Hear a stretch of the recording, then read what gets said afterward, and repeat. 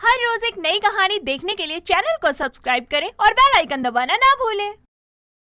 माया अपनी पड़ोसन सरला की बहू की गोद भराई में जाती है, जहां वो सरला की बहू को दिए जाने वाले गिफ्ट्स को देखकर मन में सोचती है। ये गोद भराई में इतने तोहफे मिलते हैं क्या? अरे अरे देखो तो, कामिनी ने सरला की बहू को सोने की चैन दी है। अरे वाह, ये सब तो बहुत महंगे महंगे तोहफे लेकर आए हैं। माया सरला की बहू के तोहफे देखकर हैरान थी। इतने में सरला उसके पास आती है और बोलती है, अरे माया बहन, तुम यहाँ कोने में अकेली क्या कर रही हो? आओ कुछ खाओ पियो तो सही। मेरी बहू की गोद भराई है, ऐसे नहीं जाने दूंगी। हाँ हाँ सरला बहन, चिंता मत करो, सब कुछ खा पी कर ही जाऊंगी। माया सरला के कहने के बाद खाना वगैरह खाती है, जिसके बाद वो अपने घर के लिए निकल जाती है। और जैसे ही घर पहुंचती है तो वहाँ उसकी बहू निकिता उसको आते देखकर बोलती है, माँ जी आप आ गई, बड़ी देर लगा दी। तो क्या हुआ? अब क्या मैं तुझे पूछकर समय लगाऊं कहीं कि बहू बता, ज्यादा देर तो नहीं हुई ना मुझे, मैं घर आ जाऊं? नहीं माँ जी, मेरे कहने का मतलब वो नहीं था, मैं तो पूछ रही थी। और बताइए कैसी रही सरला आंटी की बहू की गोद भराई? मजा आया ना वहाँ? हाँ, दूसरों की गोद भराई का ही पूछियो, ये नहीं कि अपनी सास को भी मौका दूं कि वो गोद भराई का फंक्शन रखे ताकि घर में महंगे महंगे तोहफे आए। माँ जी भगवान जब चाहेंगे तब मेरी गोद भर जाएगी। भगवान तो मेरे से गुस्सा ही रहते हैं, मुझे ही कुछ करना होगा। एक तो ये मेरा बेटा साल साल भर काम के सिलसिले में बाहर रहता है, लेकिन अब कुछ तो करना ही होगा मुझे ही। क्या करूं क्या करूं? माया सरला की बहू की गोद भराई के तोहफे देखकर लालच करने लगती है।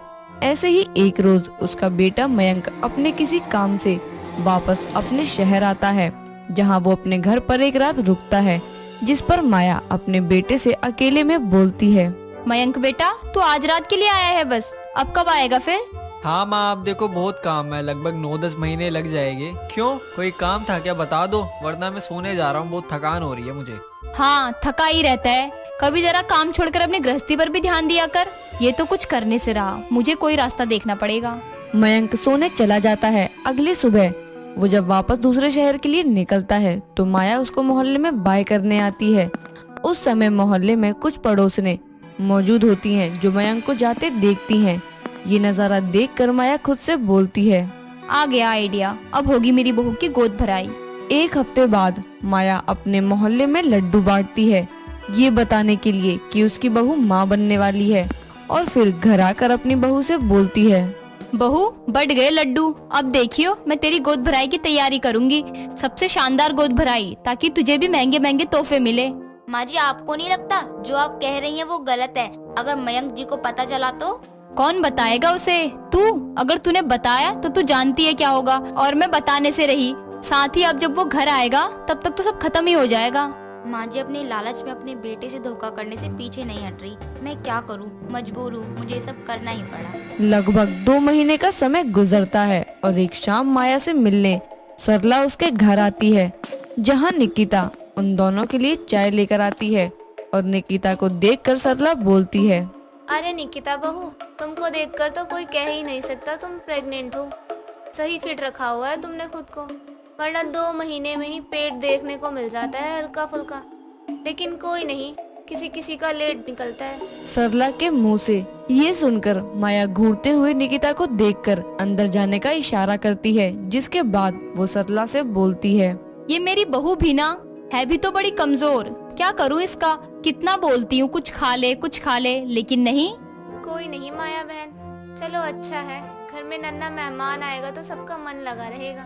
मेरी पोती तो मुझे कहीं जाने ही नहीं देती, बड़ी मुश्किल से उसको सुला कर आई हूँ। कुछ देर बात करने के बाद सरला अपने घर चली जाती है। अब निकिता की प्रेगनेंसी को लगभग 8 महीने गुजर जाते हैं।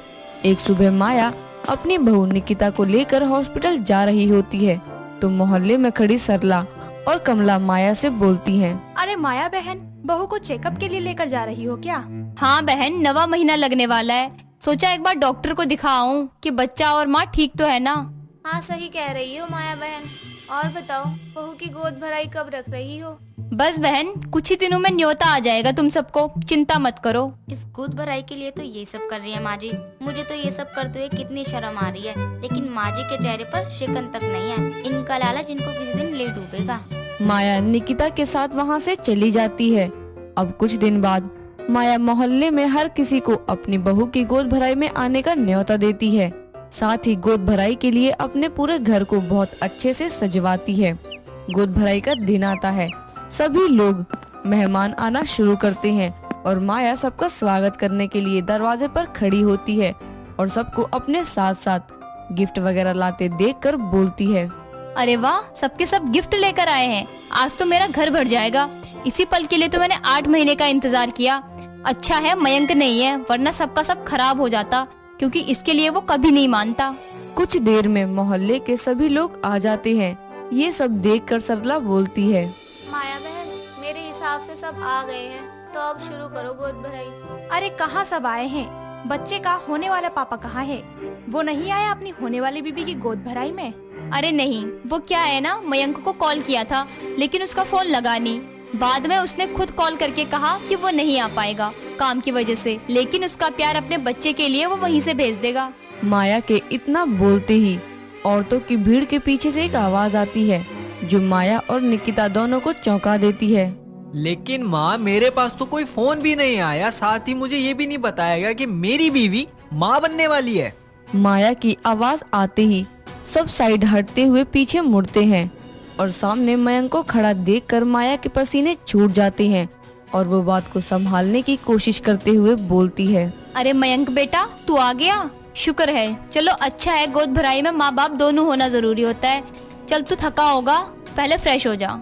पहले मेरे सवालों का जवाब दो तुम निकिता, ये किसका बच्चा अपनी कोख में लेकर घूम रही हो? अरे शर्म नहीं आई मेरे पीछे ये सब करते हुए? तुम लोगों से मैं दूर रह के इसलिए काम करता हूँ ताकि तुम मेरी पीठ पीछे मुझे चीट करो। आप जैसा समझ रहे हैं वैसा कुछ नहीं है। बस चुप रहो तुम। मैं पागल जिसके लिए अपने घर से दूर रहकर इतनी मेहनत करता रहा, उसी ने मुझे धोखा दिया। कोई नहीं बेटा, बहू से गलती हो गई, तू माफ कर दे। माँ जी ये क्या कह रही हैं? कम से कम आप अब तो सच बोल दीजिए। अपने लालच में आपको मेरा घर टूटता नहीं दिख रहा, बस बहुत हुआ। मयंक जी मैं बताती हूँ सच, मैं कोई प्रेग्नेंट नहीं हूँ। माँ जी के लालच ने मुझे झूठा प्रेग्नेंट बनाया ताकि ये लोगों से महंगे महंगे गिफ्ट ले सके बच्चे के नाम से। उस दिन आप 1 दिन के लिए आए थे, तो आपके जाने के बाद।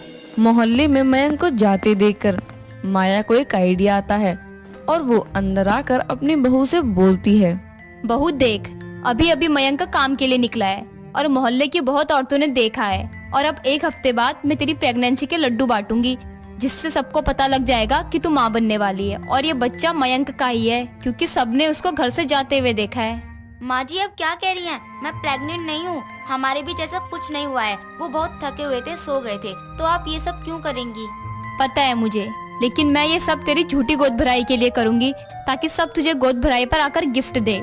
फिर बच्चे के टाइम कह देंगे तेरा बच्चा मरा पैदा हुआ, और अगर तूने मेरी बात नहीं मानी तो मयंक से तेरा तलाक करवा दूंगी।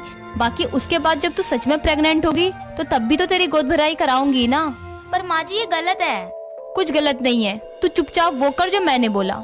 ये सब माँ जी ने अपने लालच में किया, मैं मजबूर थी। मैं आपको खोना नहीं चाहती थी, क्योंकि आखिर में अगर आपकी माँ आपसे मेरे बारे में कुछ कहती तो आप उसको सच मान ही लेते। माँ, आपको शर्म है? लालच में आप इतना कैसे गिर सकती है? माया बहन, आपसे ये उम्मीद नहीं थी। सबकी नजरों में माया की इज्जत मिट्टी में मिल जाती है और उसके लालच के चक्कर में सब कुछ बर्बाद हो जाता है। मयंक अपनी माँ को इस बात के लिए कभी माफ नहीं करता, और तो और मोहल्ले में भी कोई माया से खास बातचीत नहीं करता। माया को अपने किए का पछतावा होता है, लेकिन उस पछतावे से उसकी खोई हुई इज्जत नहीं आती। दोस्तों, अगर आपको ये कहानी पसंद आई तो इसे लाइक करें, शेयर करें और कमेंट करके बताएं कि कहानी में आपको सबसे अच्छा क्या लगा।